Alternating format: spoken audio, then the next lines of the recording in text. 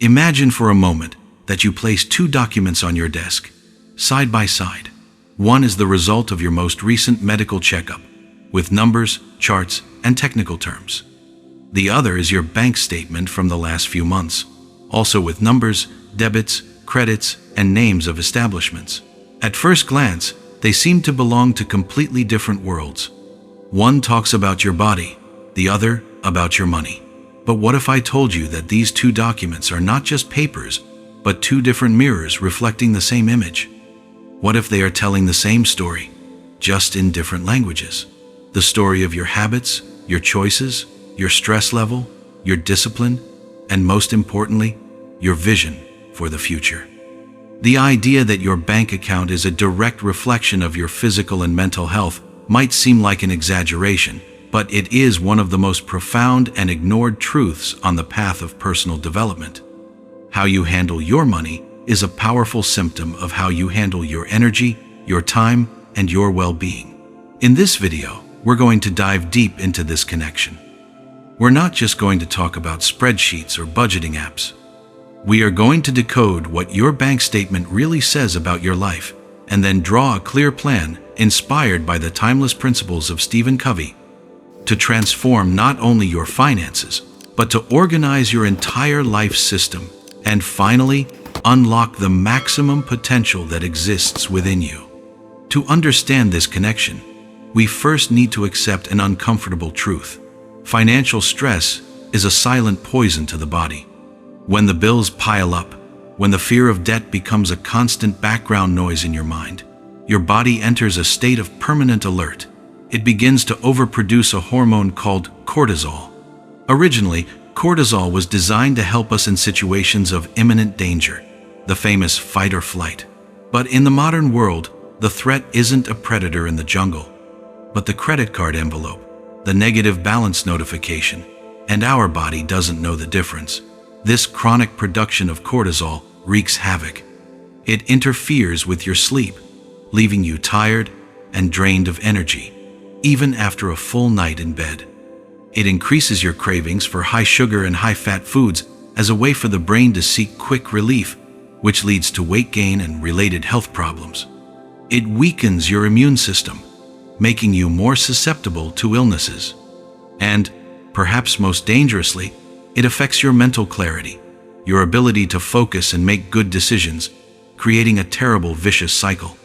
You get stressed about money, which prevents you from thinking clearly to solve your financial problems, which in turn generates even more stress. Your bank statement, with its late payments, constant use of overdraft, and lack of an emergency fund, isn't just showing a lack of money. It is showing a body and mind under constant attack.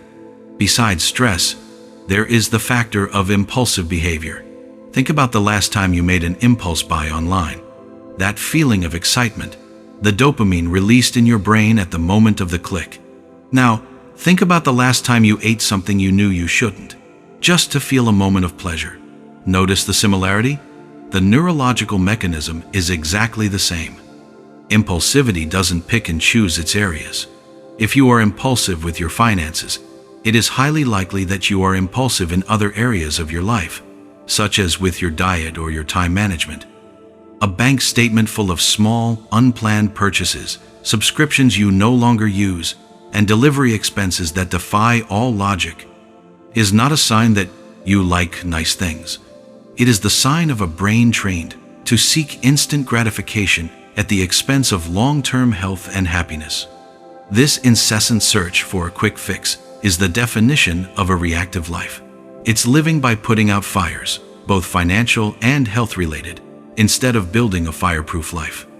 Every impulsive debit on your statement is a vote you cast against your future self, a self who wants to be healthy, calm, and free. To break this cycle, to transform the mirror, we need to go beyond the symptoms and attack the root cause. The root is not a lack of money or a lack of a diet.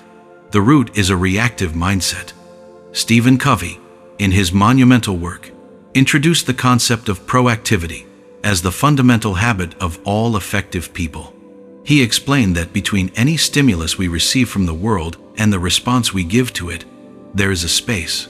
In that space lies our freedom and our power to choose our response. A reactive person has an almost non-existent space. The stimulus, like an unmissable sale, hits, and the response, the purchase, is immediate. The stimulus, like a difficult day at work, happens, and the response, eating a box of pizza, is automatic. For this person, the bank statement and the cholesterol test are destined to tell a story of a lack of control. A proactive person, on the other hand, cultivates and expands this space. When the stimulus of the sale arrives, they pause in that space. They ask themselves, does this align with my long-term goals? Do I really need this? What will be the impact on my financial plan? When the difficult day happens, they pause in that space and choose a response that strengthens them, like a walk, a conversation with a friend, or a few minutes of meditation, instead of one that weakens them. Financial organization and physical health are not born from willpower, which is a limited resource. They are born from the conscious cultivation of this space. Your true potential is not in earning more money or discovering a magic diet.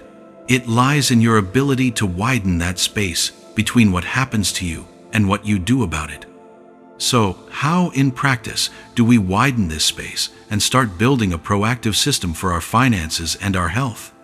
The process begins not with a spreadsheet, but with a fundamental question, which is the basis of Covey's second habit: begin with the end in mind. Before you know how to organize your money, you need to know why you are doing it. What is your vision for a truly healthy and prosperous life? If money were no object, what would a perfect day look like for you? What feelings would you have? Peace, freedom, security, energy. Take a pen and paper and write your personal financial and well-being constitution. Describe in detail what it means for you to have financial health. Don't use jargon, use emotions. Does it mean sleeping peacefully without worrying about debt? Does it mean being able to afford a quality health plan for your family? Does it mean having the freedom to quit a job that is destroying your soul?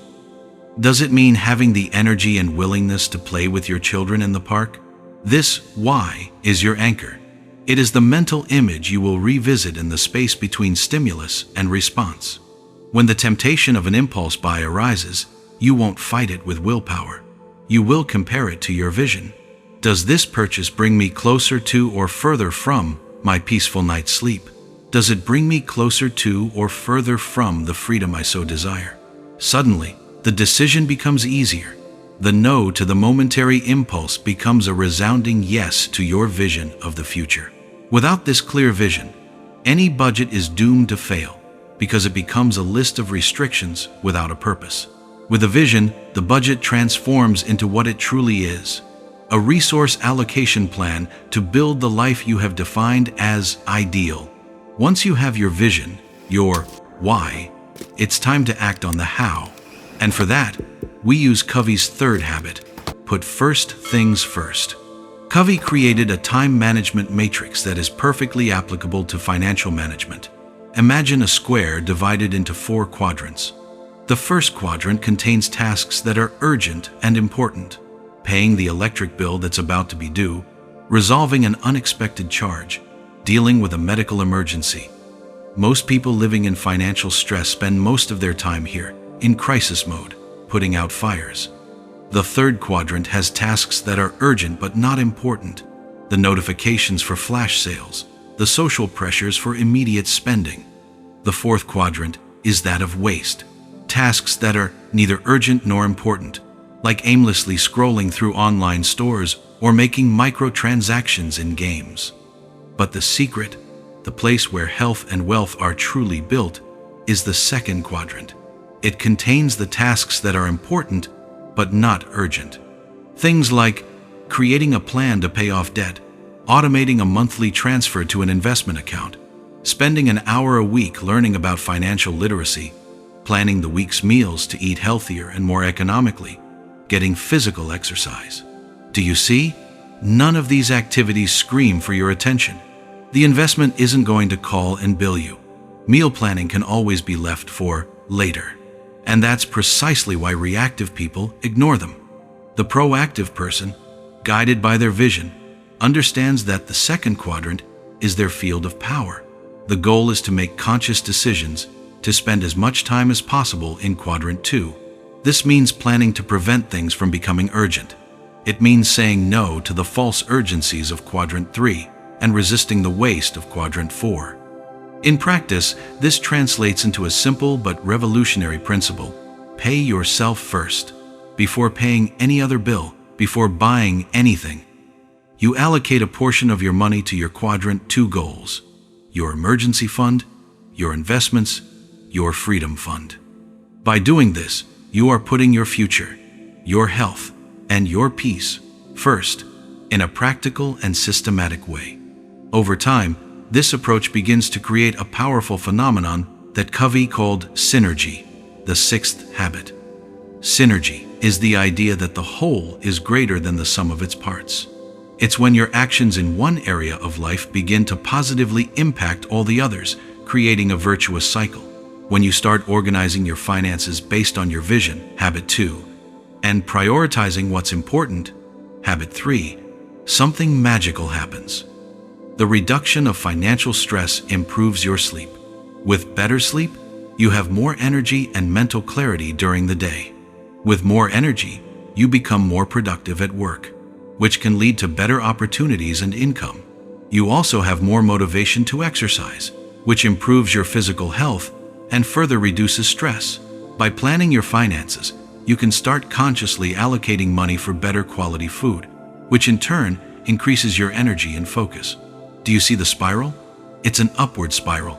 A small proactive step in your financial world creates a wave that elevates your health, which in turn elevates your career, which elevates your finances even more.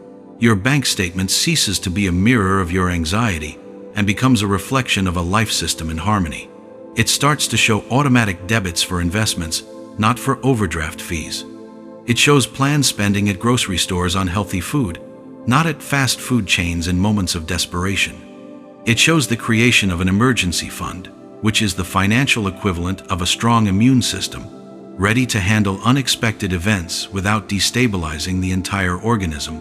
Synergy happens when your budget and your wellness plan become the same document, working together for the same purpose: the realization of your vision of a full life.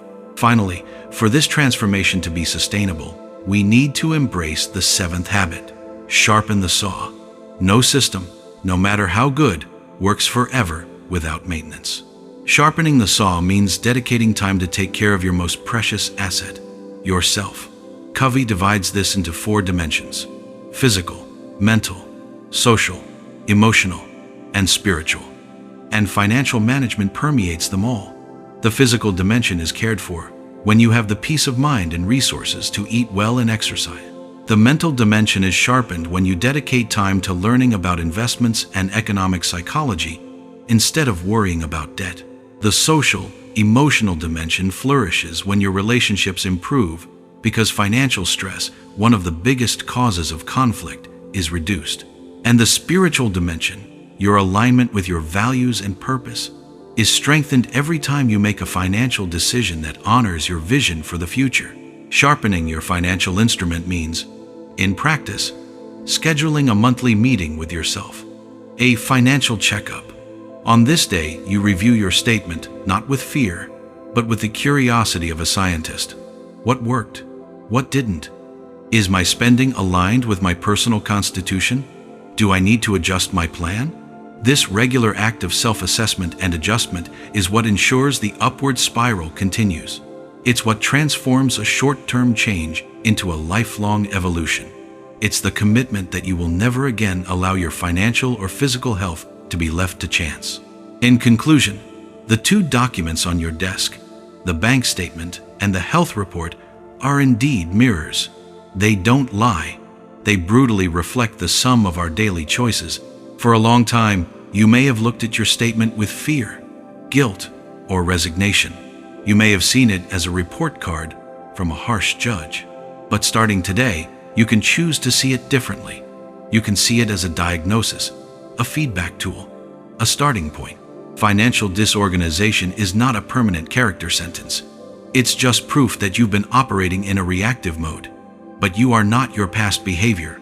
You are the consciousness behind it, capable of choosing again. The journey to unlock your maximum potential doesn't start with a pay raise or a lottery ticket. It starts in the silent, powerful space between a stimulus and your response. It begins with the proactive decision to define your vision, to put what is most important first, and to build a synergistic system where your health and your finances support each other. Look at your statement one last time, not as it is today, but as you want it to be a year from now. A mirror, not of stress and impulsivity, but of purpose, discipline, and well-being. That image is not a distant dream. It is a destination waiting to be built by your choices, starting now.